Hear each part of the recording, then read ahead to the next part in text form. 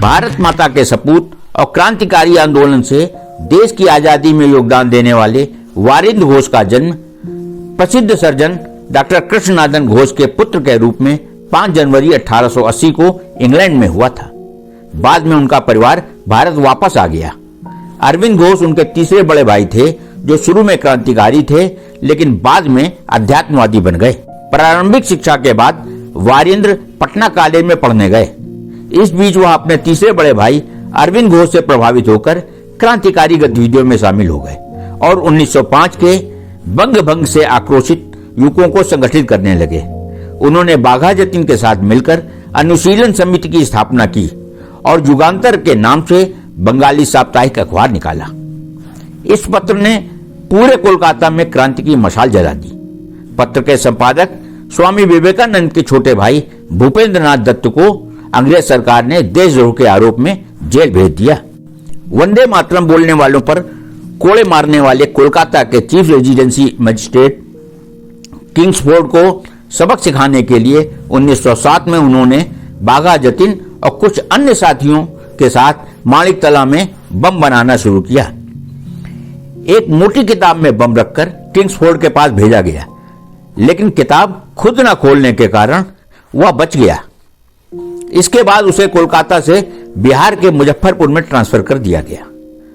30 अप्रैल 1908 को उनके साथी खुदीराम बोस और प्रफुल्ल चाकी ने किंग्सफोर्ड की हत्या का फिर से असफल प्रयास किया। वह दोनों तो फरार हो गए, लेकिन 2 मई 1908 को कोलकाता तथा देवघर में 4 स्थानों पर छापा मारकर वारिंद्र घोष, उनके बड़े भाई अरविंद घोष और साथियों को गिरफ्तार कर 38 लोगों पर मुकदमा चला। अरविंद को तो छोड़ दिया गया, लेकिन वारिंद्र और उनके साथी उल्लासकर को फांसी की सजा सुनाई गई, जिसे बाद में आजीवन काला पानी में बदल दिया गया। उन्हें 1909 में अंडमान के सेलुलर जेल में डाल दिया गया। 1920 में वारिंद्र को रिहा किया गया तो कुछ दिन कोलकाता में रहने के बाद 1923 में वह पांडिचेरी चले गए, जहां उनके बड़े भाई अरविंद घोष आश्रम बनाकर अध्यात्म साधना कर रहे थे। अरविंदो आश्रम में 6 साल रहने के बाद 1929 में वह फिर से कोलकाता आ गए और पत्रकारिता शुरू की। 1933 में एक विधवा शैलजा दत्त से विवाह करने के साथ ही उन्होंने द डॉन ऑफ इंडिया नामक अंग्रेजी साप्ताहिक शुरू किया। वह द स्टेट्समैन से भी जुड़े रहे। 1950 में बंगला दैनिक बसुमती के संपादक हो गए। 18 अप्रैल 1959 को इस महान सेनानी का निधन हो गया।